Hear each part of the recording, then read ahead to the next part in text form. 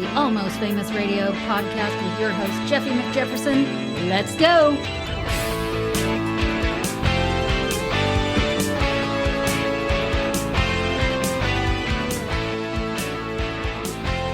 And welcome to the Almost Famous Radio podcast. Jeffy McJefferson here. First of all, thanks for listening. Guess who I got in the studio today, baby? We've got El Dude. What's up, El Dude? Hey, how is everybody doing out there? What you drinking, brother? Little Mac and Jacks from Redmond, Washington. That's amber, isn't it? Yeah, it's an amber. It's one of the best on the market. One of your favorites, actually. Yes, absolutely. I have Dalton from Georgetown Brewery. Very nice. It's been known, it's been a known commodity on here for me when it's in season or whatever the hell. Yeah. But anyway, how's it going, man? It's going good. It's one of the reasons I like the Mac and Jacks is they make it year round. So I don't have to falter. Is that a shot? What's that? No, that was a shot, it was man. not. That was a shot, man. Not meant to be a shot. No, no. Just lots of my buddies like seasonals, and they enjoy them when they come out. Well, they have, Georgetown has like Bodhisattva and stuff like that. They have that are all year round, but It's a high quality place.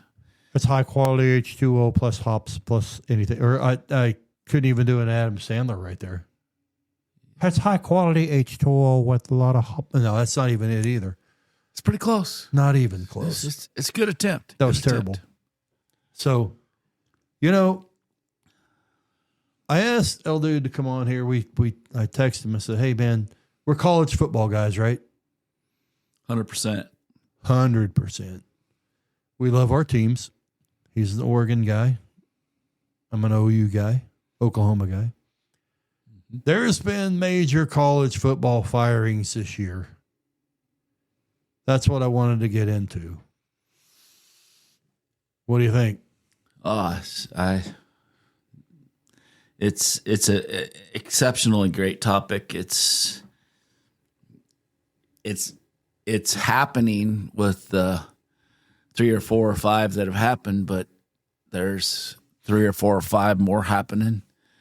There's some colleges wait until the end of the season, but it's almost it is annual head coaching carousel, as they call it. Yeah, but it's never happened in college football before like this year. Not at the big ones. Not to this extent. Not at the blue bloods. The ones that every year have a chance for the natty. We're seeing it more and more in the top 25 than we used to. I got a list on here on my laptop here. Yeah. I'm going to go from not top sons of bitches to the biggins. So the first one I have on here is Brent Pry from Virginia Tech. Is that a good job? Or do you think it's a good job? Well, I think It used to be. They're cyclical. Frank Beamer was there. Yeah. Awesome coach, by the way. Yeah, I think they're on the outstretches of the top 25 most years. Of course, they have their down years, and then they have their great years. I can remember back when there was a few upsets that they had over some of the blue bloods in college football every now and then. Hey, going there to play. They made a national championship game. Yeah, when it was BCS with Michael Vick. Yes, against Florida State. Yeah, I mean their home field advantage is huge there. They support the team really well, as do a lot of colleges, college football towns, college football state. Well, they do.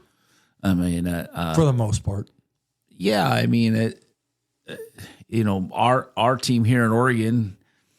I mean, we've had. I mean, I don't know the bazillion sellouts we've had in a row. Going to a game there is like nothing else.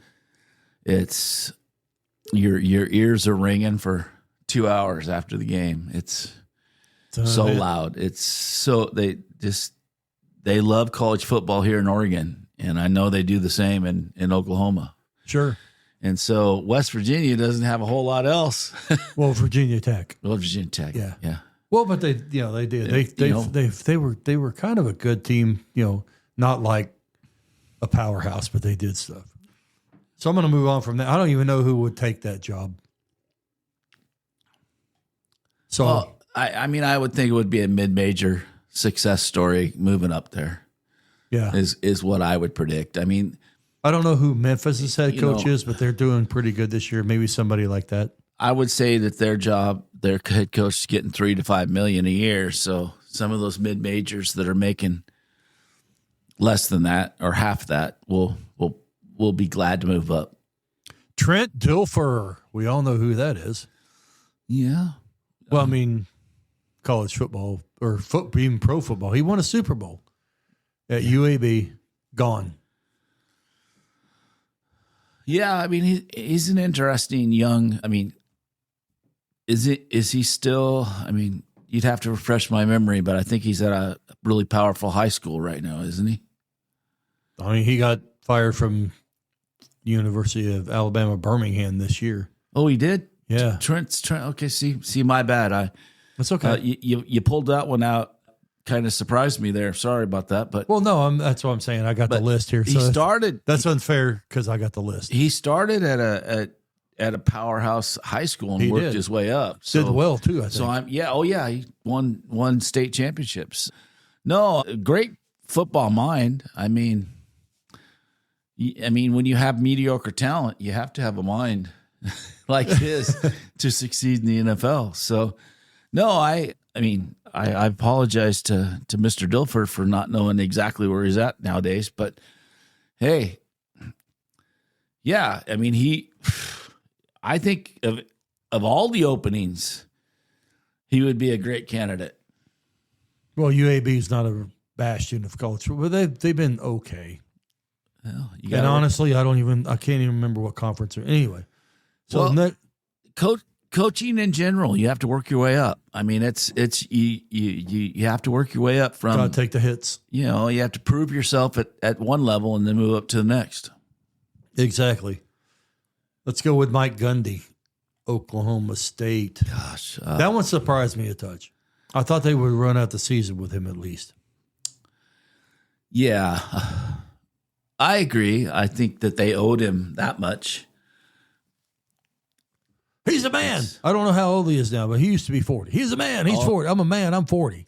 Yeah, I Garbage. love that. I It was love that press garbage. conference. He's talking about people talking shit about his players, and you need to say that to me, not to my players. And I was a little bit surprised because I'm from Oklahoma, and then I had to deal with Gundy all the time and stuff like that. And Oklahoma State, upset us a few times. I mean, with Mike Gundy, Jeff, here you've got a guy that was there for so long. Played there. Yes, and he coached pre-NIL very successfully. He had a few good teams that were challenging for the top 10. And now the whole, college landscape has changed Definitely. so much with the NIL, and you have the haves and you have the have-nots, and that's where we're at today. So good luck for them. I don't think they're going to attract a high-profile name because they don't have the cachet of boosters and NIL money that a lot of the other colleges ranked higher have. So they're at a little disadvantage there. We'll definitely get into that too, for sure. I'm just going to run through these until we get to the big ones. Troy Taylor, Stanford. Okay. Stanford used to be good. They had some pretty good, Harbaugh was there. Shaw was there. And they had some pretty good teams. Now Andrew Luck is their guy. He's their, I don't know if is he a general manager there or something like that? He's got some capacity there, but yeah, I mean he brings a lot. I don't know how much of his own money he's investing. I doubt very little. Stanford's an anomaly in college football in that their acceptance standards are incredibly high. Well, so is Notre Dame's. Yes. And Notre Dame always seems to. No doubt. Yeah. But you're not going to get into Stanford with the same credentials that you might get into, say, a Oregon State, Washington State, a state school. Speaking of Oregon State, this is Oregon. This is your territory. You know it well. Yeah. I didn't even know the coach's name. His name was Trent Bray, and they fired him. But that's bad luck. I mean, considering what happened with the Pac-12. Well, yeah. I mean, it's...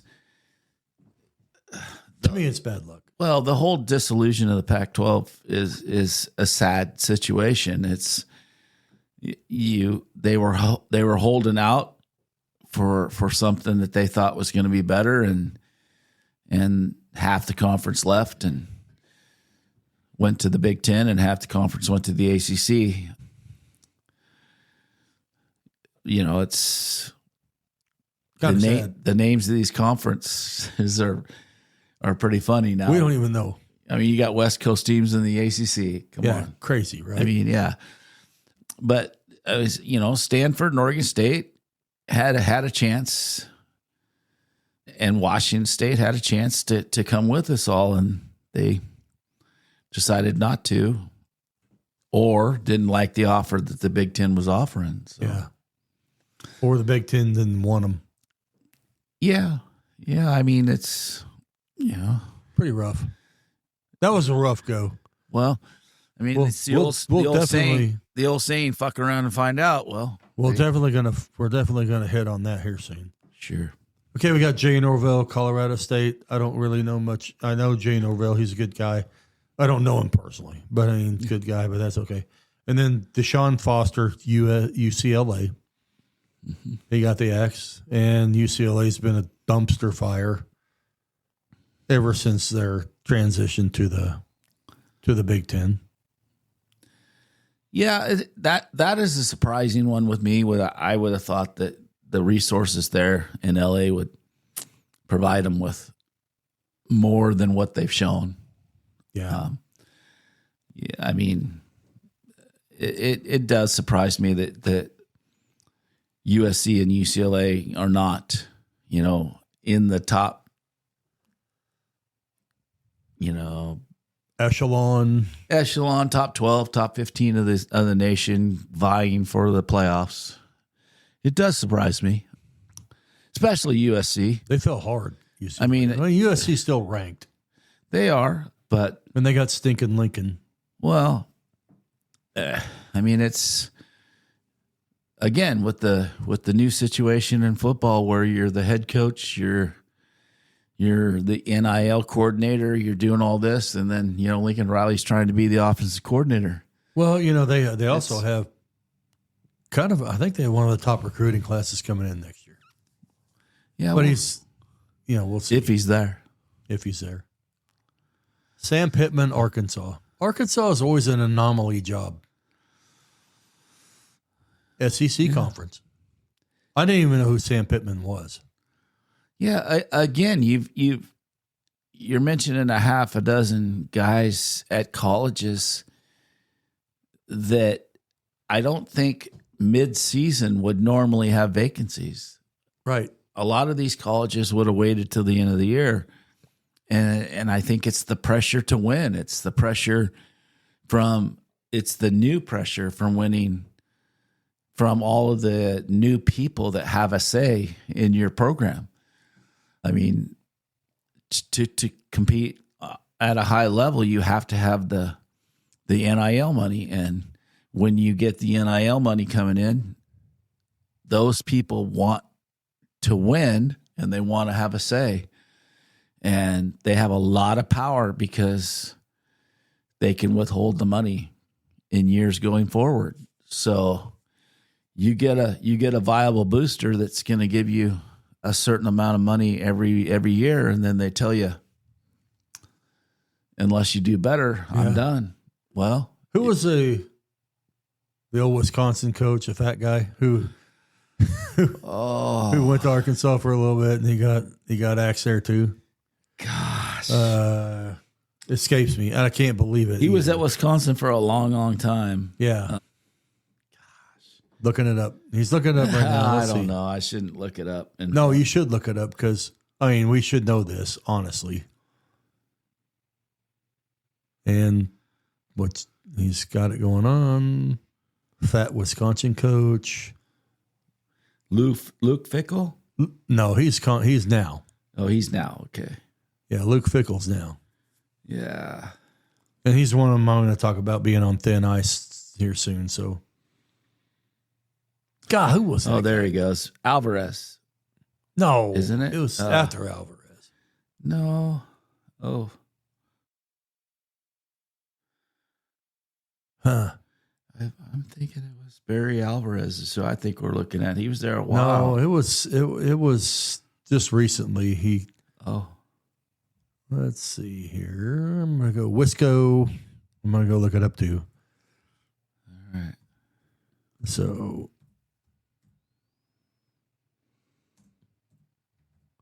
Wisconsin football coaches. And Luke Fickle's there right now, yes. And Google, don't freaking let me down, you son of a bitch. Alvarez was there for 15 years. So. Right. Belima. You're thinking of Brett. Yeah, Belima. Brett. Yeah, him. He went to Arkansas. Sucked there. I don't even know where he's at right now.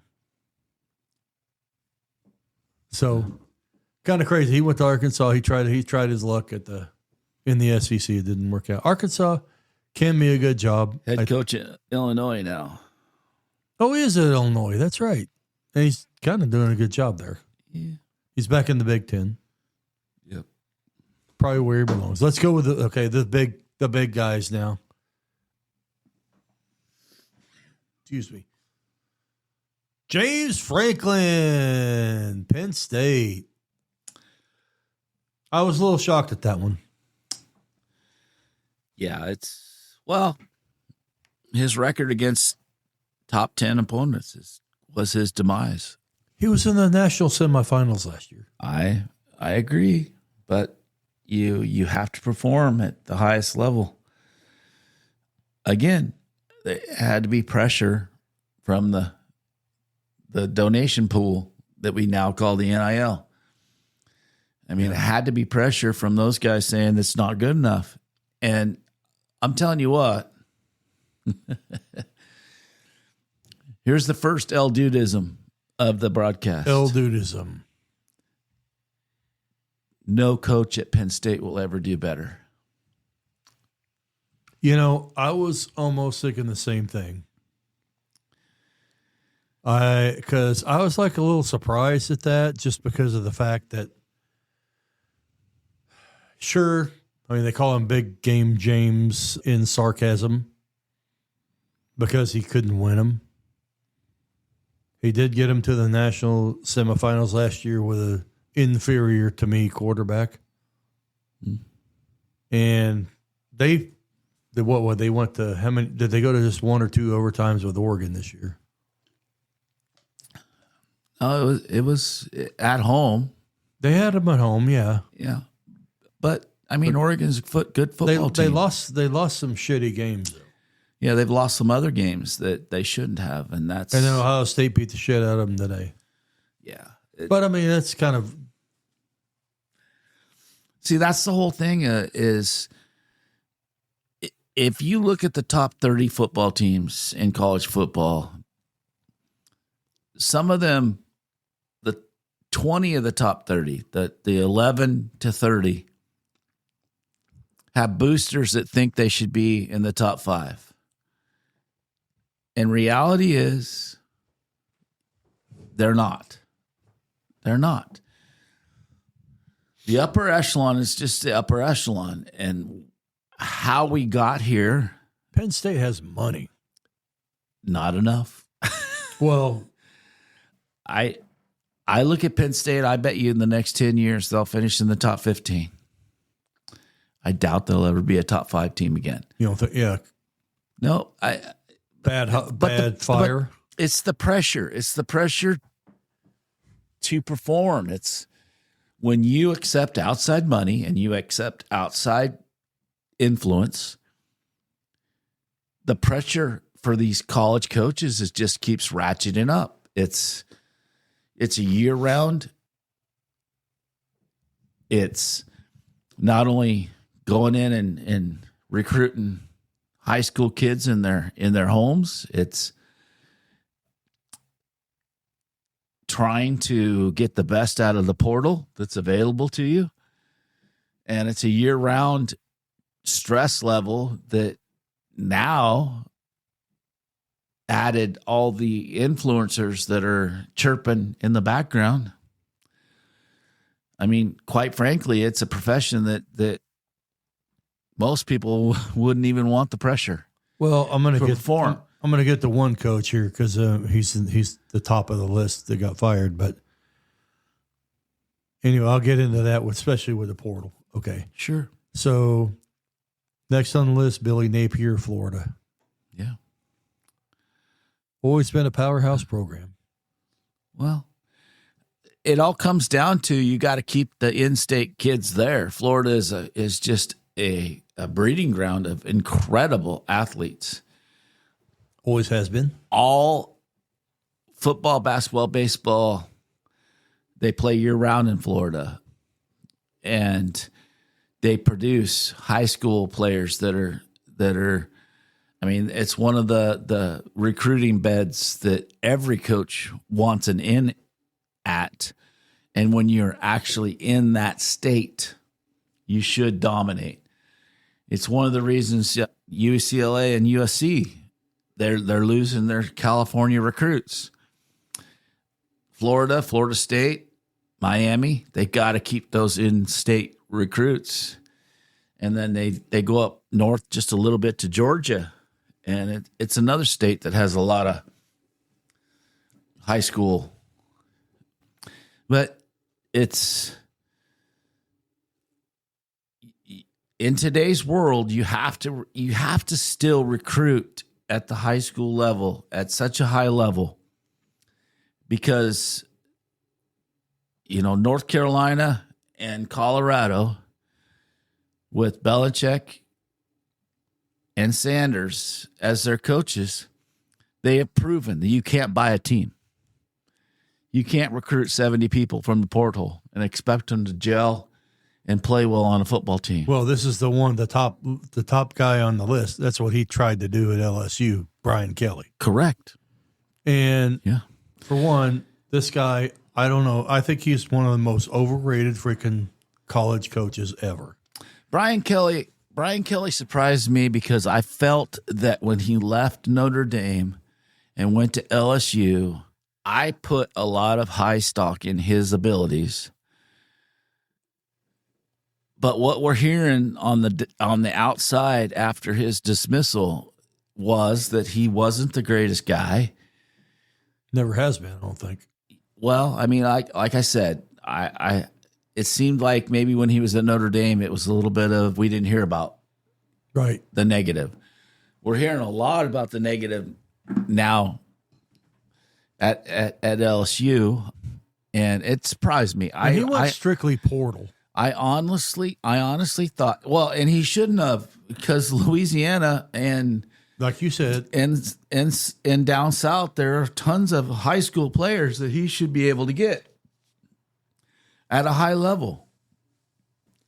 I mean, it wasn't long ago that Orgeron was able to. I mean, sure, he got lucky by getting Joe Burrow, and he had Joe Brady as his offensive coordinator. So he had the coaches in place, and he got the player in place. But they were very successful under Ed Orgeron. They were. Seriously, if you'd asked, Brian Kelly surprised me a lot that he wasn't more successful at LSU. Wow, I actually was not surprised that he was, because or that he wasn't successful, just because of the fact that what he did and how he went about it. Well, first of all, he went to a LSU basketball game and faked a fucking Southern accent. That was brutal. And plus, he's a complete asshole. I mean, by all accounts, from whoever's been in contact with the guy. Mm-hmm. If you don't recruit, I mean, like you said, fertile ground in Louisiana. Yeah. And went portal all the way. I mean, that's lazy shit to me. Well, I think we've got several examples now. The portal's been around long enough that we've got UNC, we've got USC, we've got Colorado, where these coaches with high influence come in and think that everybody wants to come play for them. And unless you have a superior talent evaluator in your back pocket, so far it has not been successful. The successful programs have recruited at the high school level and then added a dozen portal participants every year. And then the disruption in the team doesn't happen. I think you get a cultural disruption in your team when you bring in 60, 50, 60, 70 players. It's just ridiculous. It's kind of crazy, though, because both Oklahoma and Oregon and other schools bring in these quarterbacks. I mean, I don't even remember the last Oregon quarterback that's played that got recruited. Just our backup right now, he came from a school in Oregon, Sheldon High School. But Sheldon High School's had some of the top recruits. Justin Herbert played there.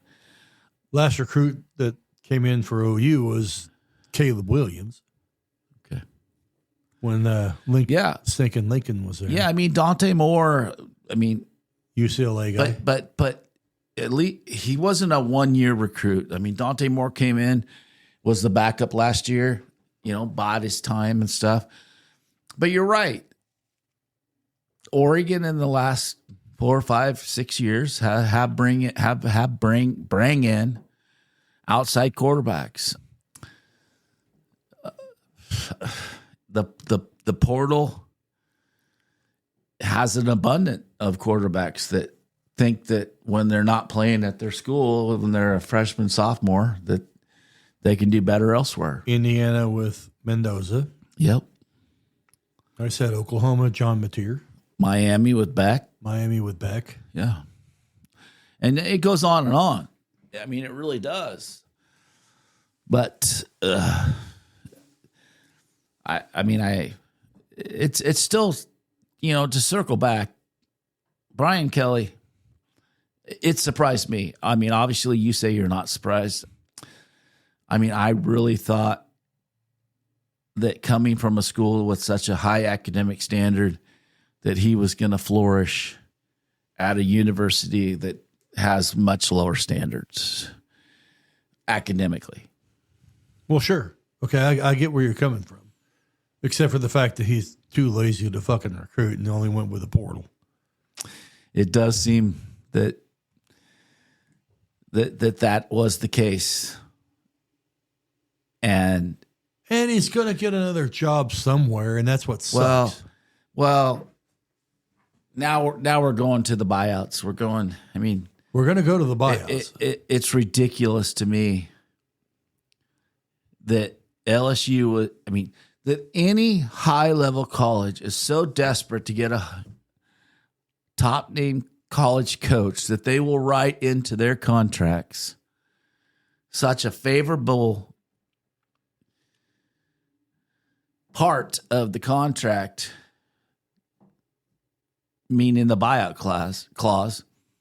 I mean, it is insane to me that college is going to throw away 53 million, 49 million. I don't know. I mean, it depends on what you read. I think it's 49 million. Well, it might have been 49 for Franklin and 53 for Kelly. I don't know. That's the last I read. Right.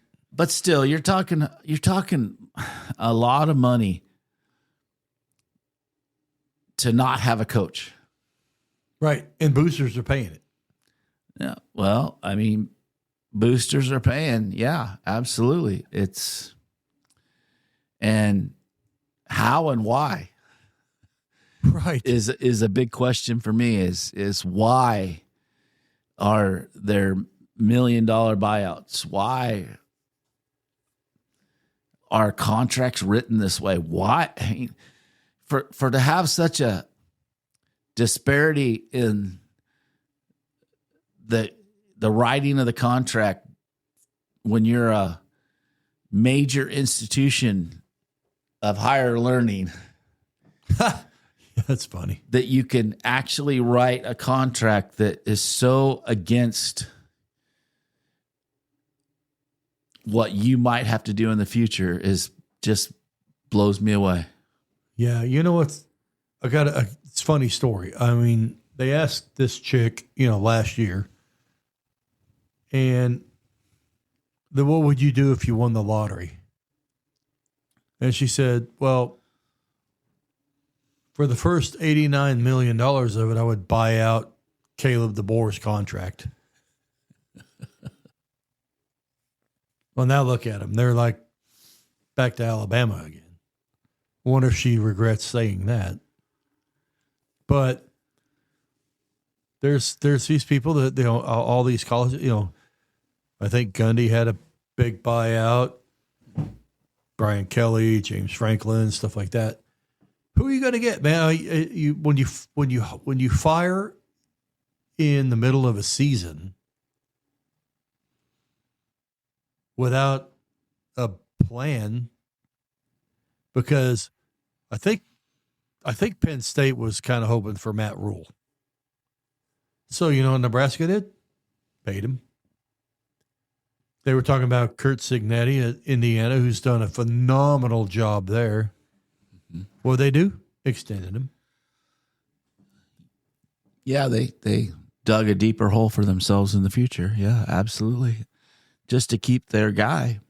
And then boosters, of course, will, they'll say, okay, well, we'll keep them. And if they go down south, or not south to the south, but if the program goes south, they'll go, okay, we'll just buy this shit out. Yeah. You want to know a silly thing that I saw in Brian Kelly's contract is that they're going to have to pay him for not working.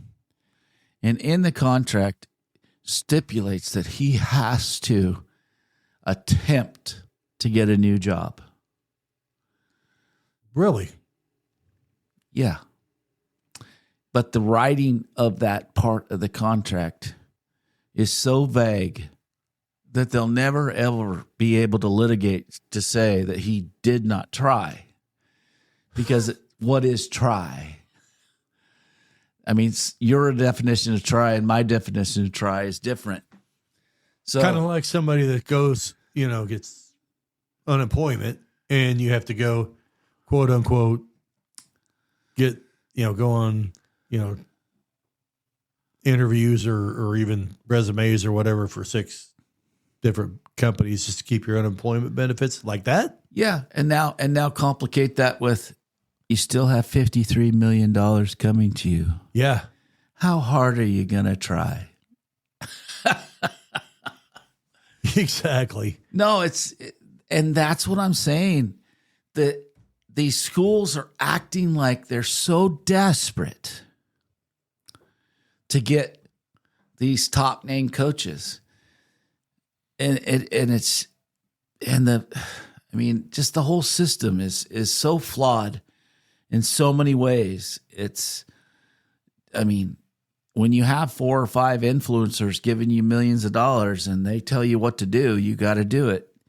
It's taken away all of your credibility as an athletic director. It's taken away all your credibility as a president of a university. I mean, it's just an incredible thing that these people have allowed money to change their character, to change their personalities, to change their morals and their ethics. And it's all based on money that's coming in from a source that 20 years ago would have got you banned. Yeah, he would have give you the death penalty. The SMU. SMU. You know, the SMU, the Reggie Bush, the USCs. I mean, everybody was doing it. I mean, just those are the ones that got caught. Right. But now it's rampant. I mean, where's our morals? Where's our ethics? Any sense of where we're going? It's when you go down the path where there's not morals or ethics that have you keep within the guidelines, whether it's a personal or a industry-wide, it just opens it up for just corruption. It opens it up for just all kinds of things that all you're doing is on one side explaining to your trustees and to the people of the university how you're going to make their education mean something and provide them with an opportunity, with a job after they get a degree. And on the other hand, not happening anymore. You got your palm out and you're wanting people to stack millions on it so that you can give it to football players and basketball players and baseball players, but mostly football. Mostly football. And then turn around and up the per game ticket prices every year. $16 for a beer. $200-$300 for a ticket. And just don't get me started with the people that buy the suites and buy the club packages and all that. I mean, it's these stadiums are making millions and millions of dollars. Did you ever think that you would see the day this would be happening? No. Now, I want to preface that by saying that I always thought that the athletes should get something. Okay, I agree. The fact that they were getting nothing before, they couldn't hold a job, blah, blah, blah. I was one of the assholes, a long time ago that said, dude, you get a free college scholarship. Anybody would love to have a free college scholarship. Yeah. But considering the money that is made, by college football, I guess I can understand it. And I know Ed O'Bannon started this at UCLA, and he got this thing, the ball rolling. Absolutely. No. But I was just like, man, come on, now it's like it's out of control. Yeah, it's out of control and it's going nowhere. It's not sustainable. And so what are we going to do to fix it? I mean, used to college football coaches were pretty much set. Okay, they're going to be coaching for that school for I don't know how long. And now they're just like axing them left, right, and center. Who cares? Well, yeah, I mean, just a few years ago, you're talking 10 years ago only, college coach used to go into a living room of a high school player and portray a vision of what he had to offer through his program, and of that kid playing on Saturdays wearing the logo and what that would do for him for the future. That was the vision that was painted. Now he does the same thing. He goes in and paints the vision. And at the end of the conversation, the player, mom or dad goes, "That is great. That is just wonderful." Mm. Now what are you going to give us? But how much? Yeah. And for how many years? And what are the stipulations? When is my kid going to start? I mean, the power dynamics have changed so much. It's how much are you going to make? Yeah, I mean, that's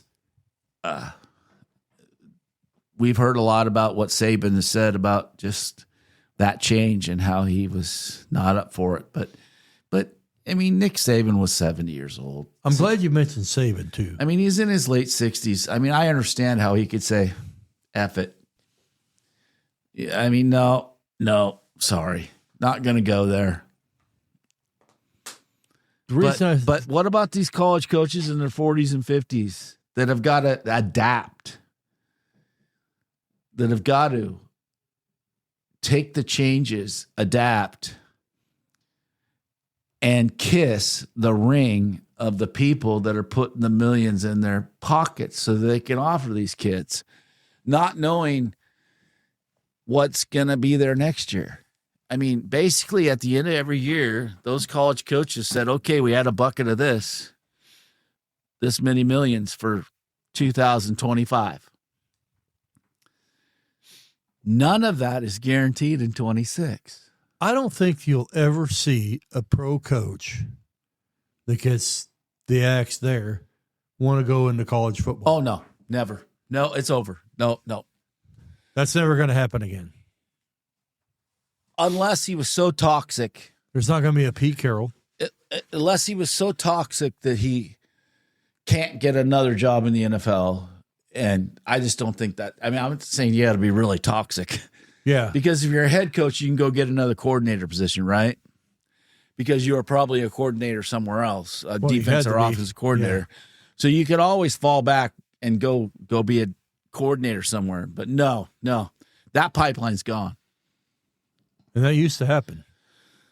Well, on some occasions. I mean, Saban went, what'd they go? LSU, Miami, back to Alabama? Yeah. Well, he went Michigan State first. Okay, my bad. There you go. And then he went to LSU. National championship. But it was LSU, Miami back, right? To Alabama? Yeah. I don't think you're going to see that at all. I think what you're going to see is the college coaches jumping to the NFL. They're getting the hell out. There's no reason for a fucking pro coach that gets axed. I'll just use our poor team, Mike McDaniel. Yes.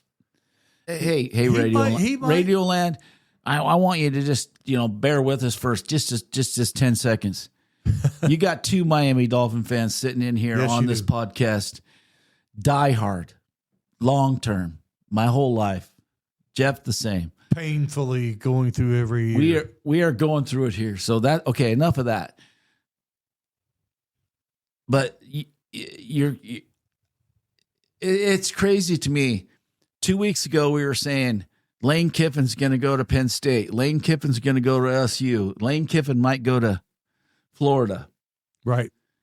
This last week, it's Lane Kiffin's going to be the Miami Dolphins head coach.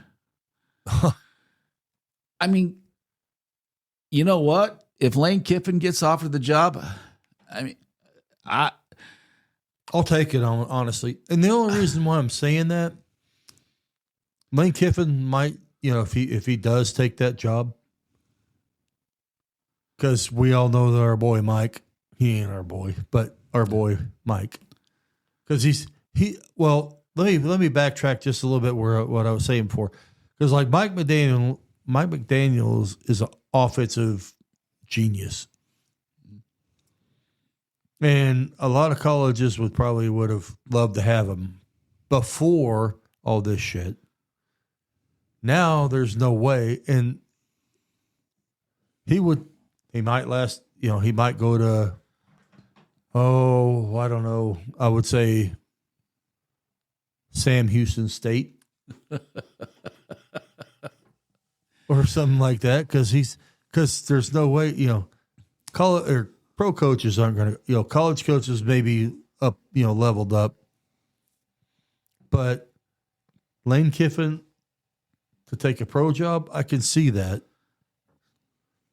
But he's linked to every job that's open right now. Well, yes, but. And he was a scourge. But yeah. I mean, absolutely. He's already been in the pro ranks and didn't succeed. But. Not as a head coach. Right. But why I'm glad he might go to the Dolphins, because he's an offensive mind. I want an offensive coach when we replace McDaniels. But I honestly think we better get a quarterback. But go ahead. But I honestly think that's the pipeline from now on. The state of college football and just the incredible state that it's in, it's not sustainable. And I think that a lot of these higher up college coaches, when they get the opportunity, are going to jump. I think they should. And the reason I think they should is like, okay, now, used to be you just have to worry about recruiting. Now you have to worry about NIL, and you have to keep going with that and the portal and all this stuff. It's a freaking 365-day-a-year job. Absolutely. Okay, NFL, man, you get the off-season off. Well, and you have a GM, and you have that player personnel, and you have scouts going around. Now, college football has some of that, but right now, they all need GMs. And they're getting in them the college GMs. ranks. And Yeah. I mean, but that's out of necessity because the plates of these college coaches were so full with the proliferation of the NIL and the portal.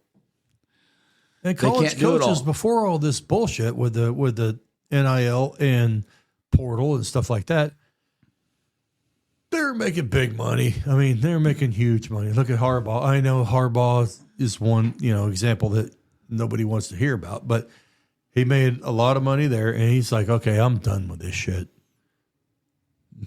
I did what I did. I won a national championship. Anybody that wants to jump down Harbaugh, for the sign stealing and all that kind of bullshit, they can. But he was successful at San Diego State. He was successful at Stanford. Then he went to the NFL. He was successful at the 49ers. He went back to college, won a national championship, and now he's kind of successful too on the Chargers. That's never going to happen again. No, You're but not going to jump back and forth. No, but like I said, I don't think that it's not a 2-lane street between the NFL and college. It's a 1-way street from college to the NFL. Going back down, I don't see that happening. And I see, these acts, if I was, I can't say this, because if I was, but I can see like a James Franklin or whatever, and stuff like that, going to be a coordinator in the NFL. Then you might get a head coaching job, and that would be a lot better. If he says my coaching days aren't over. Well, your college coaching days at a major university may be over, but you're not going to make the money you made at Penn State. One of the reasons he said that is that clause that's in their contract. If he says my coaching career is over, he doesn't get his millions. Remember I was talking a little bit ago. About That clause is, to me, it's insane that it's even in there, that they have to seek a new position. But how half-heartedly are you going to seek it? You're going to say stuff like that. I'm not done. Sure. Just because that you can't be litigated against. In the NFL. Yeah. You're agree. not going to get a call. You're not going to go for a college. Yeah. And every fucking time a freaking opening is going on, everybody talks about Nick Saban. Nick Saban's going to take this. Nick Saban's going to take that. Nick Saban's He's too old. He's too old, and he's too. I mean, you don't even want it. I mean, if he was 10 years younger, absolutely, I would totally. Even if he was 10 years younger, I don't think with the dynamics right now, he's not going to fucking do this shit. You're probably right. I'm speaking for Nick Saban, even though I shouldn't speak for Nick Saban because he's been a genius head football coach, except for with our team, of course. Here's the reality we're in. November 1st, 2025. There will never be another coach that spends 20 years at a major university, head football coach. No. You are going to get the 5-6 years max. If that. And then the booster / NIL funders will force him out. Yeah. Because they don't like it. They got too much say in who's on that sideline. Now, they paid millions of dollars to get that. Sure. But is it right? Is it what's good for the kids? Is this good? What's good for the university? I don't see how paying $50 million is good for a university for a coach not to coach.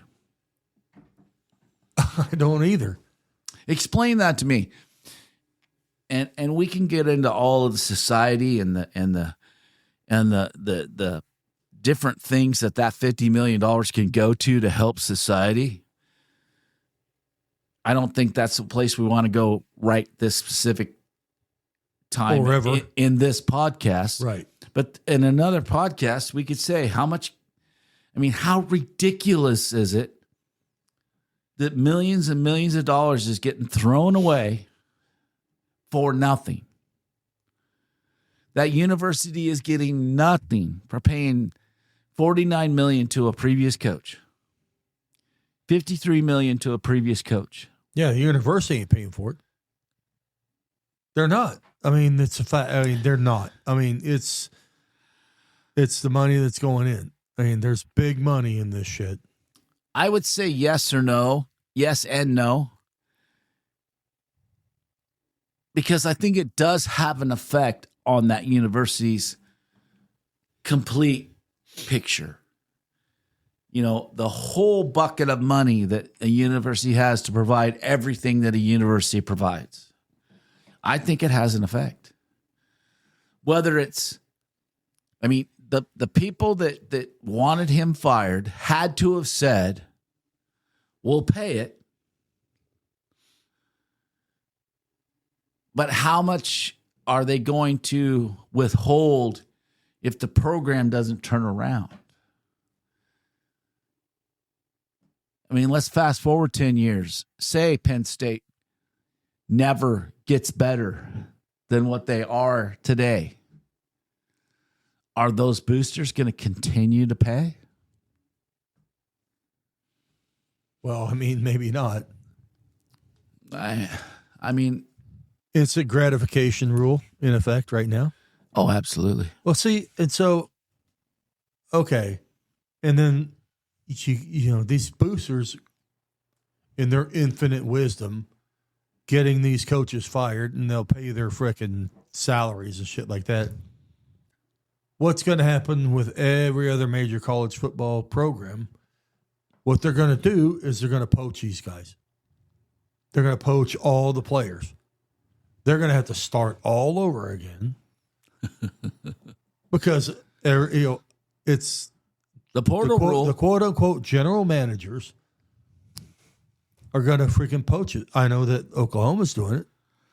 Yeah. I'm sure that Oregon's doing it. I'm sure that, you know, Alabama and Georgia and Ohio State and everybody, they're re-recruiting these people because, you know, they said they were going to come to Penn State. They said they were going to come to LSU. They said they were going to come to Florida. Miami is going to, you know, poach them. Florida State maybe, but I think their coach is on the hot seat. He's going to be gone by the end of the year. But still, nonetheless. You are 100% right that the day that Franklin and the day that Brian Kelly got fired, somebody at Oregon under Dan Lanning, whatever his title was, in pro sports, they call him a GM. In college sports, they would probably call him some kind of a head scout, personnel. They went down the roster at Penn State. They went down the roster at LSU and said, because of the portal rule that if the coach gets fired, the kids get to go automatic. Sure do. No matter what, if they came the year before or whatever. And, you know, they're recruiting like 2026, 2027 right now. Oh, yeah. Oklahoma's in the running for one of the top running backs that committed to Penn State, and they're back in play. I'll just use that as an example. So it's like not only boosters, do you think about this shit or do you not think about this shit?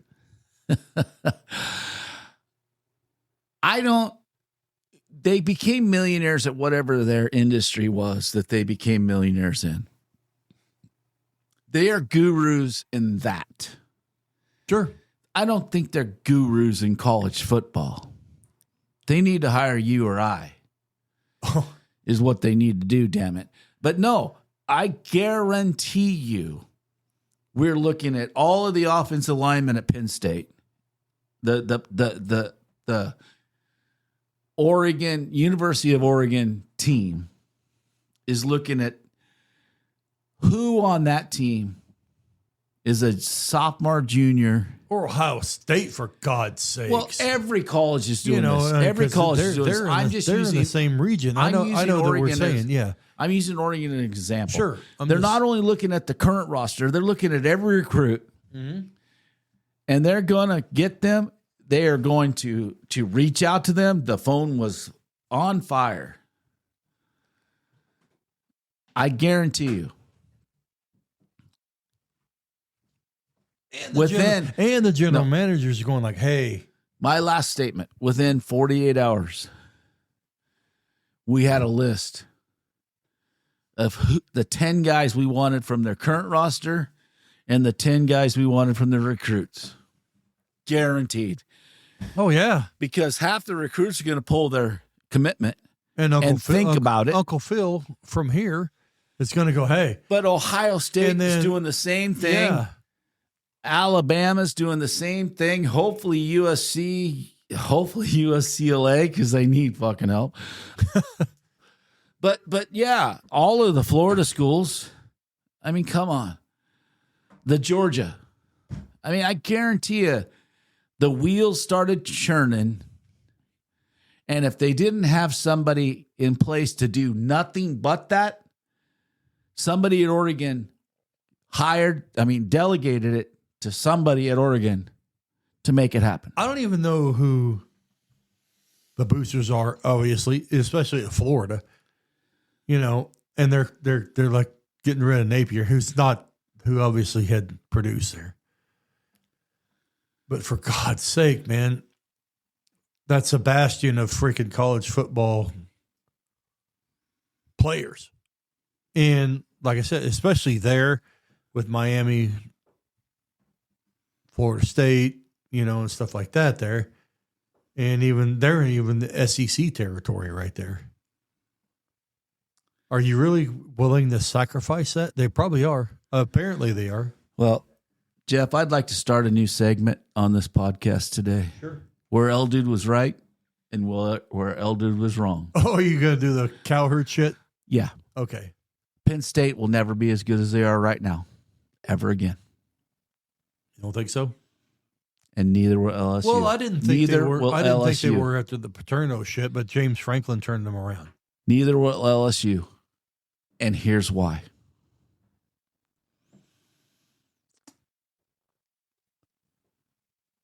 The people that are influencing their decisions that were made this year will stay and influence those decisions going forward.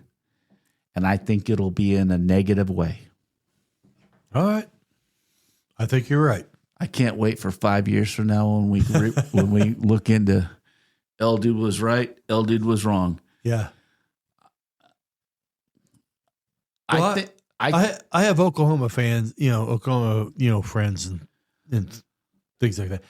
They're wanting to ace Brett Venables. I'm like, okay, why? Patience, dude. Patience. Because we have, some pretty good recruiting classes coming in. 2026, 2027.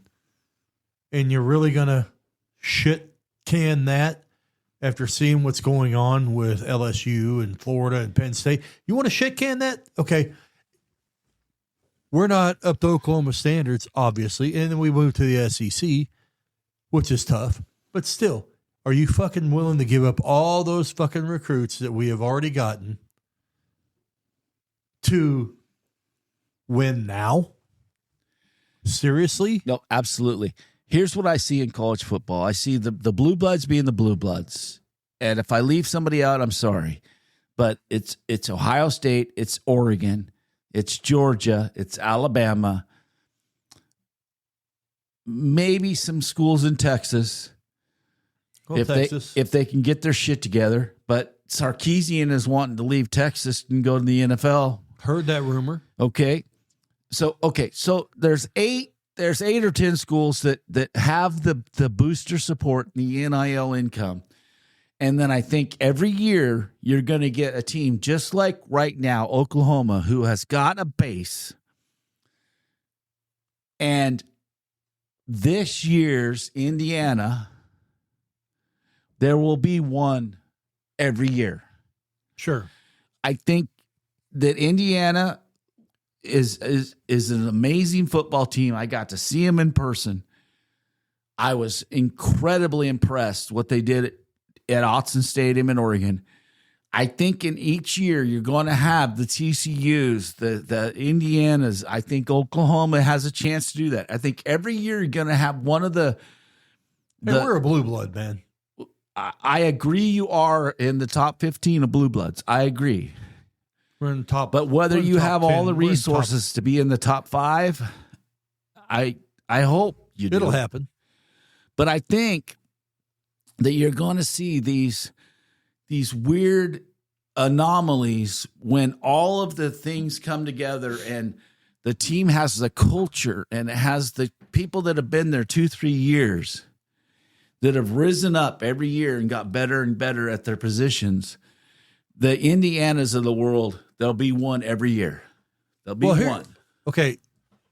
I'm going to ask you a question here about, Sarkisian. He may be wanting to jump ship to the NFL. Shouldn't that scare the shit out of college football?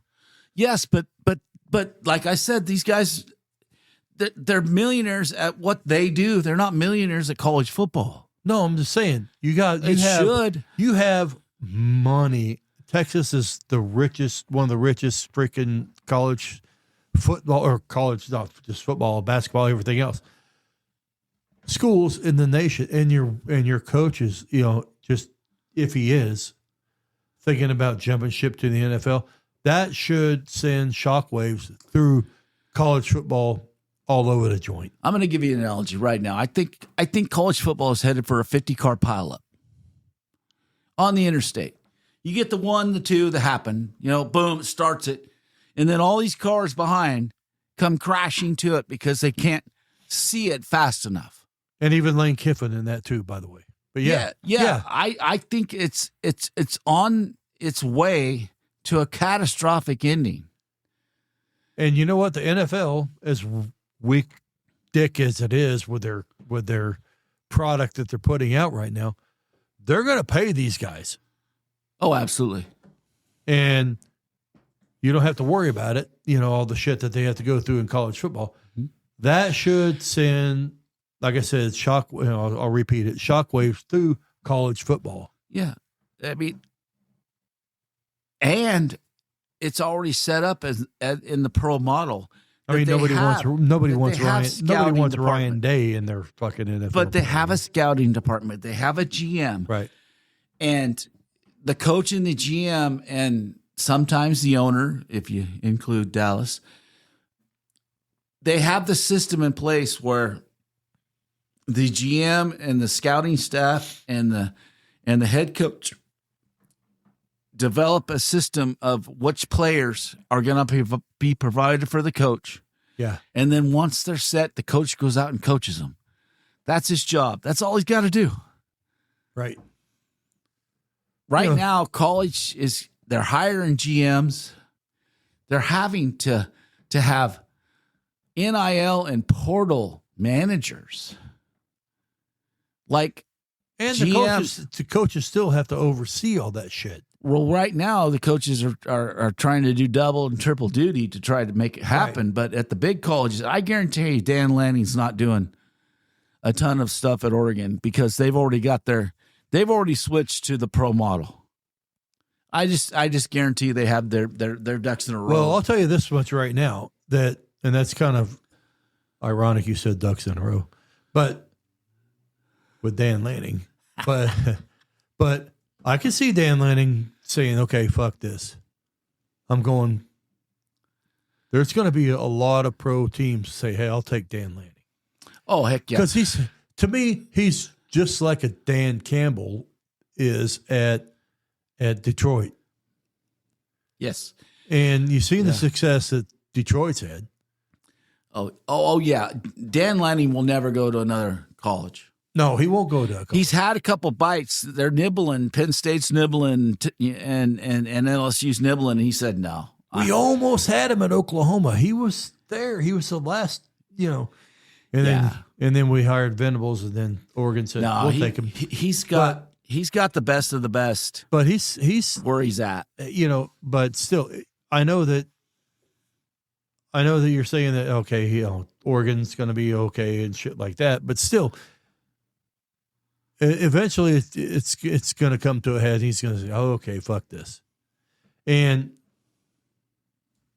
if you're a coach, man, especially in college football, and you can make it to the show, you're going to make it to the show.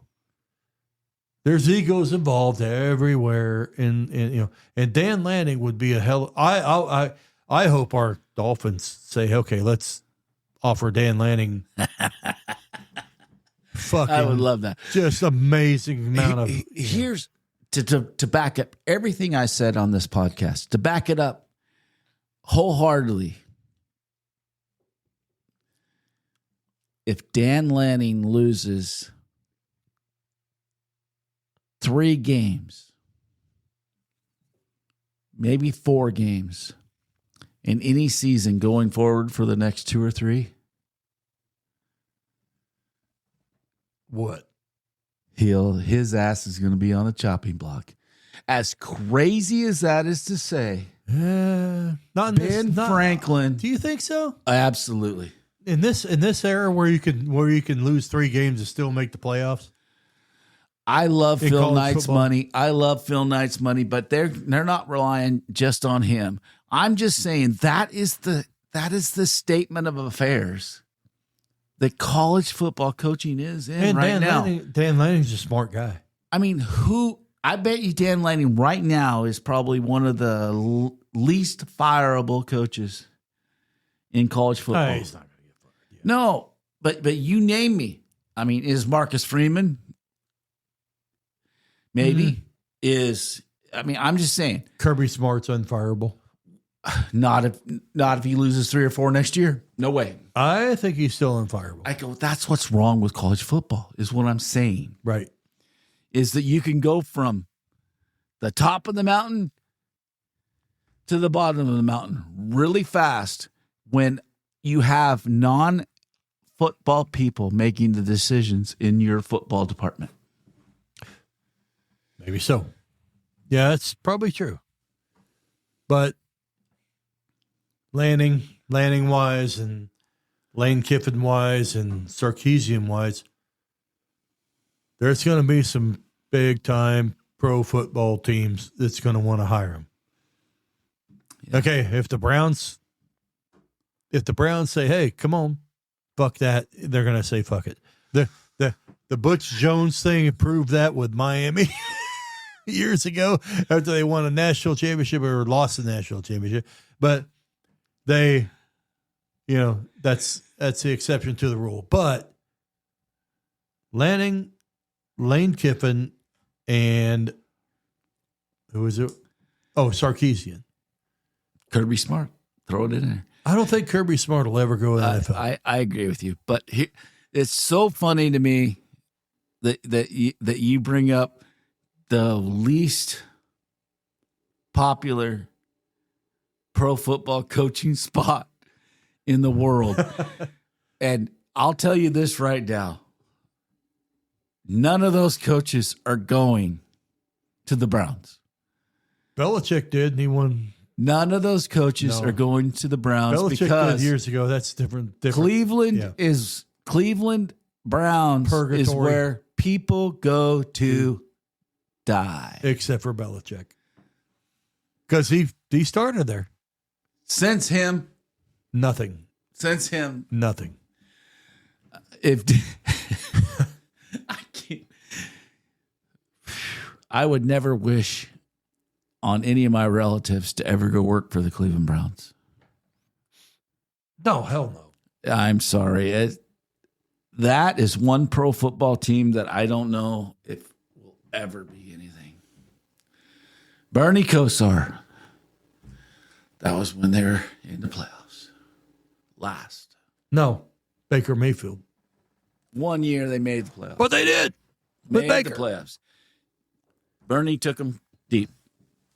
Championship game. Yeah.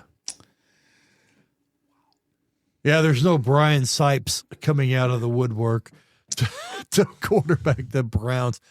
But still, though, man, I mean, you're looking, okay, so say, here's one thing, man. I mean, if Sarkisian, Lane Kiffin, and Dan Lanning, if there's any pro football team that would lure them, out of college football, probably be the Pittsburgh Steelers. You know why I'm saying that? Okay, because, dude, they've only had 3 coaches ever. Yeah, I agree that that's a great organization to go coach for, but I think what's going to lure these top head coaches out of college, it's going to be similar to Harbaugh. The team has got to have a quarterback. True. I don't think any of them are going to jump to Miami right now because we don't have a quarterback. I think that they're going to pick and choose and wait and see. But I think you have to have the foundations, maybe a good left tackle, maybe a good quarterback, maybe a good top-notch wide receiver. You have to remember something, because coaches have egos. They can go, hey, you know what? I think I see what's going on here, and I can turn, not with Tua. No. But I would love to have either one of those 3 coaches, just so you know. I would too. In Miami. I'm just saying that they are in a position where I would rather have Lanning and Lane Kiffin than Sark. yes. Yeah, I want an offensive coach. So Well, we have one. and we have a Dude, one. we had Dan Campbell as an interim head coach, and we let him go to the fucking Lions. I know. So we need a Lanning type. We need a culture builder. We need a Lanning type, and even a Lane Kiffin type. I have never been a Lane Kiffin fan. He has changed my mind over the when he learned under Saban, and then what he's done at Mississippi has been pretty good, and he's not going to get fired on the tarmac like he did at USC. I don't think if any team would fire a coach on the tarmac, it would be Miami Dolphins. But our team, I know that I'm jamming on these guys, but because they deserve it. But it is. I mean, there's going to be head coaching opportunities all over the place in the NFL, and these guys are going to jump because this is bullshit. What's going on with college football? In my honest opinion. Yep. As Miami Dolphin fans, we're at rock bottom. We are rock bottom. We're kind of Cleveland Brownish. Oh, We are kind of Cleveland Brownish. which is a sad state to be in. Yeah. Can you believe a fucking team in South Florida is this bad all the time? And we haven't had a quarterback since fucking Dan Marino. The goddamn Miami Heat fucking did shit, before we did. God dang. And I hate NBA basketball, but damn. We suck. So we need a like you said, we need a culture builder. Yeah. it's a good thing that the world provided beer for us guys to wallow. Just every once in a while. Just feel sorry for ourselves, with our Mac and Jack. And our Dalton. Yep. Yeah, and you know what, though? It's amazing that we still stick true to our boys. Well, our team, not our boys. I know. It's because honest to God, we had fucking, and I told you here at Cartwright's earlier that we had Justin Herbert right in the palm of our hand, and then we went to a really. Are you kidding me? That was our best shot. The ups and downs of fandom. Well, there's a lot of downs and everybody teases Dallas Cowboys because they hadn't been to a Super Bowl and shit like that in like 30 years or whatever. We hadn't been to one since the 80s when Dan Marino was a fucking quarterback. And then we got beat by San Francisco. Second year, yeah. But anyway, going back to it, that we need a Dan Lanning type. We need a Lane Kiffin type. Not sure about Sark, but there is going to be college football coaches jumping to the NFL just because of this bullshit that's going on. Yeah, it's going to be a one-way highway. Unless they change everything big time. And I don't know if they're going to do it anytime soon. You could put 60 or whatever the 62 team, in a playoff like they do in college basketball, still ain't going to change matters. No, unfortunately, I think it's too far gone. And that sucks. Pretty bad. Because, college football was almost football in the purest form. Well, sort of. Okay. We had a little, everybody kind of cheated before. I love Barry Switzer, but I know that I don't know. But anyway, we know what SMU did. But still, so it used to be in the purest form and stuff like that. But I think that's true to just the last year's Michigan. I think there was everybody stealing signs. I think there was everybody trying to get an advantage. It's always been that way. Whether it was paying players, whether it was, Eric Dickerson took a pay cut to go to the NFL. That's what he said. And I think that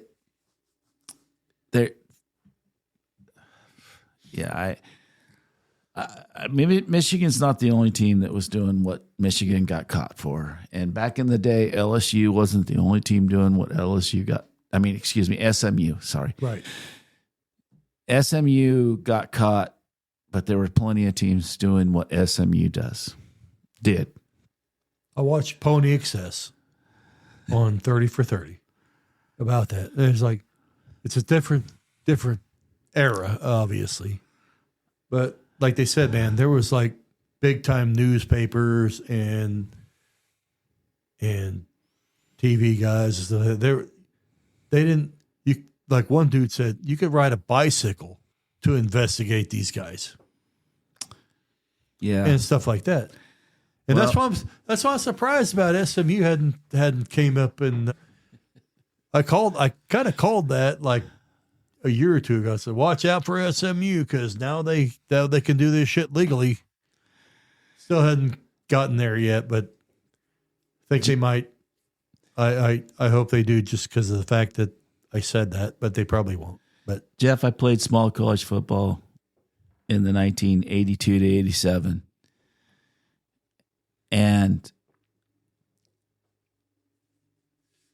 there wasn't anybody on our team like Eric Dickerson.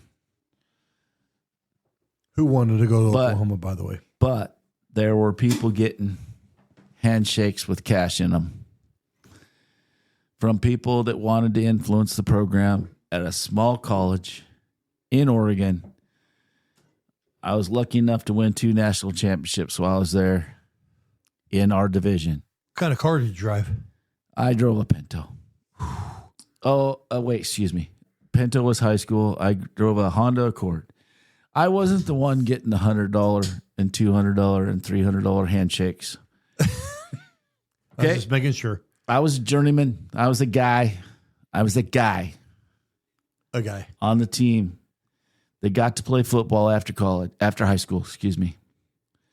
Loved every minute of it. Had a great time. But we had a miniature version of what's going on in big-time college football today. Very, very miniature. There were people that hung around that wanted to be a part of it, that wanted to be there. We got invited to parties at 10,000 square foot houses. All we had to do was show up. Now, miniature scale compared you pulled a lot of chicks back then. Not me personally. Sorry, Jen. Not me personally. Oh, it was way before my wife. That's what I'm saying. But no, we all did well in that category. Yeah. But there was, on a very minuscule scale, but still, there were people in our community that wanted to be a part of what we were doing in some stupid way so they could pump out their chest and say, I was part of us winning a national championship. I mean, never in your wildest dreams back then did you think this was going to be on this kind of magnitude, did you? Yeah, multiply it times millions and millions, and that's where we're at. But upon millions, upon millions, upon millions, upon millions. Tiny college in Oregon. Just trying to be the best football players we could be. Same shit. Well, we're going to find out what's going on here soon. Aren't we? Yes, sir. All right, brother. Thanks for coming in, dude. My pleasure, buddy. I love it. Best of times. You know, we want to do this for a little bit. And we did. We could probably still do that. We probably still could go on for hours on this shit. All right. Love you, man. Until next time.